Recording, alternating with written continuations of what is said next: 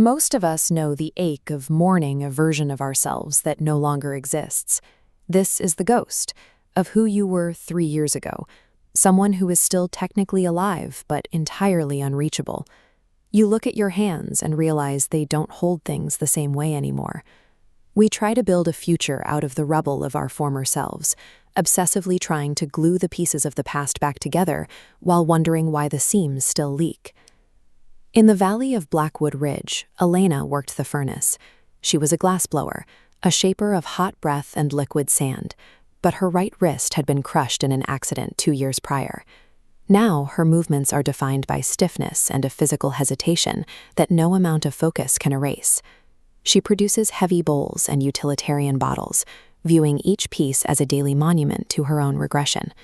By longing for her past virtuosity, she has turned her workshop into a space of constant apology. A catalog arrives on a sleeving Tuesday, featuring a masterpiece by a former student, a cloud of spun glass that seems to hold the light of a setting sun.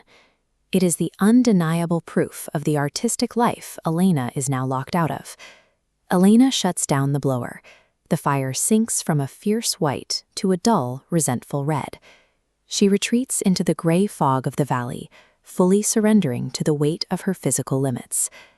That evening, she tries to force her scarred tendon to remember its old fluid dance. She attempts a delicate vase, but her grip fails. The glass slumps and ends up shattering into 1,000 needles across the stone floor. Holding on to the expectation of a dead purpose has a cost. It blinds us to the potential utility hiding within the broken pieces we actually have.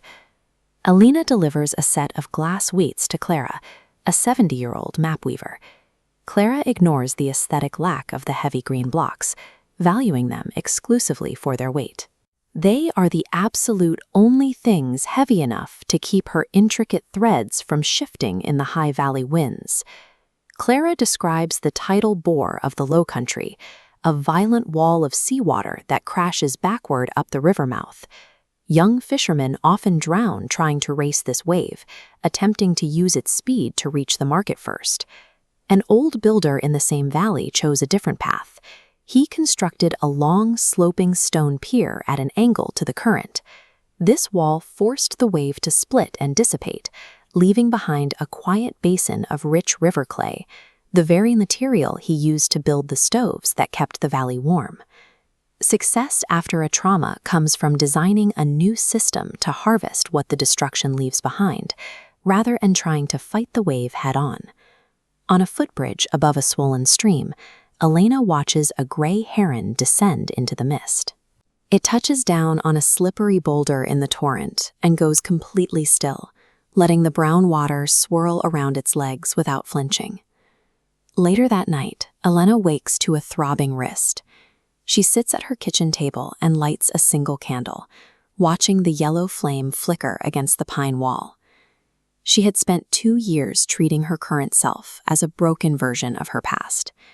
She looks at her scarred wrist and sees the raw material for a new foundation, the specific stone pier her future will have to be woven around. Healing begins when you stop trying to repay the debt you owe to your former identity. The heavy iron pipe she once resented is the only tool that can forge an anchor. Elena returns to the kiln and selects the heavy iron rod used for architectural casting. She stops fighting her wrist and shifts her weight to her hips, using her entire upper body to swing the molten mass.